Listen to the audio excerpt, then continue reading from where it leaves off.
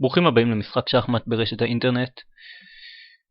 אז אני משחק נגד בחור בשם אדי2 עם רייטינג של 1330, בערך אותו הרייטינג כמו שלי, והוא פותח עם גמביט המלכה. וזה נקרא כרגע ההגנה הסלאבית, וכרגע ועם E6 זה נהפך להיות סמי סלאב. עכשיו זה נראה משהו כמו הפתיחה הקטלונית שמתאפיינת ברץ ב-G2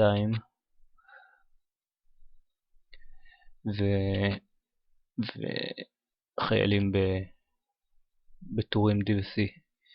מה הוא מתכנן לעשות עכשיו? אני לא ממש יודע, אני חושב שהסוס צריך להיות כאן.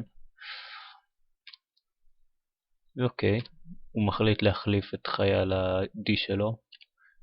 יש לו כאן טור פתוח, ואני חושב פשוט לדחוף קצת חיילים באגף המלכה, ואולי איכשהו להעביר את הרץ ל-B, ואז אולי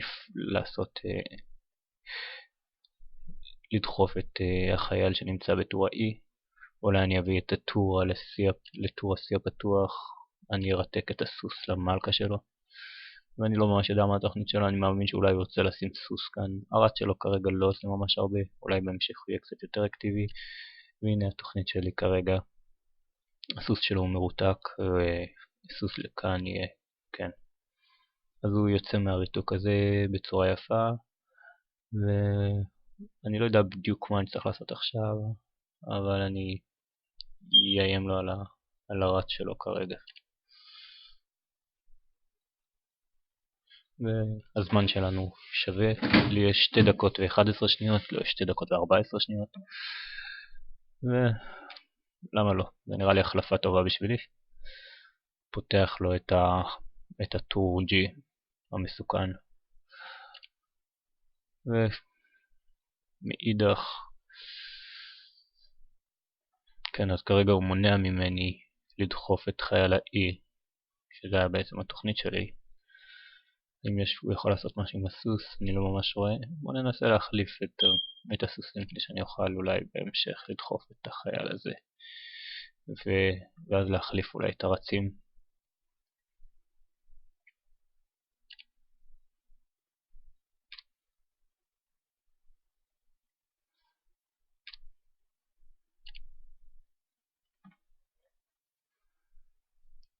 האלכסון של G8 ו-A2 עכשיו הוא נפתח, וזה יכול להיות אולי קצת מסוכן, ולכן אולי לפני זה אני אעביר את המלך ל-H8. אני לא רואה שיש לו ממש עכשיו איום מיוחד, אז זה טוב שאני מוביל עליו בכמה שניות בשעון.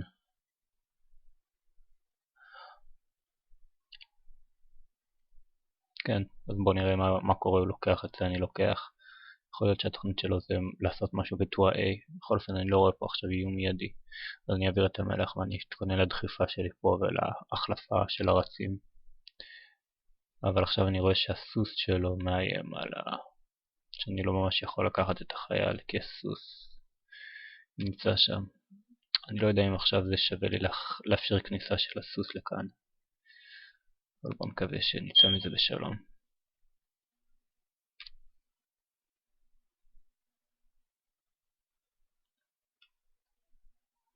עכשיו הוא יכול אולי להביא את הסוס לכאן, לעשות שמות. זה יכול להיות קצת מסוכן. לפחות בזמן אני עדיין מוביל, אבל החייל הזה הייתי צריך לשים לב שיש לו גם סוס שמתקיף. זה ממש לא ראיתי. אני שוקל אולי לדחוף את החייל הזה עוד, או אולי פשוט לנסות לרתק את הרץ לפני זה עם המלכה. זה יכול להיות רעיון. אולי להביא איכשהו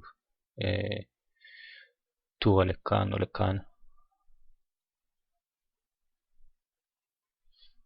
אני רואה שהוא ממש הולך להפסיד את המשחק על השעון.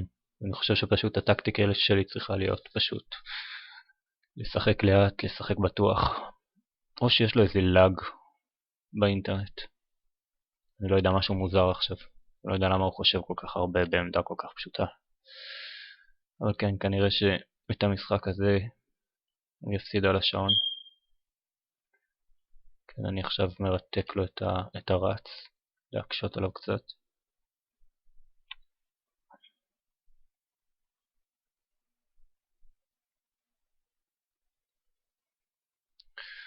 וזה ניצחון של שחקן שמשום מה,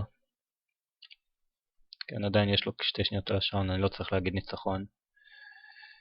מה הוא רוצה לעשות כאן עם המלכה? אני לא יודע.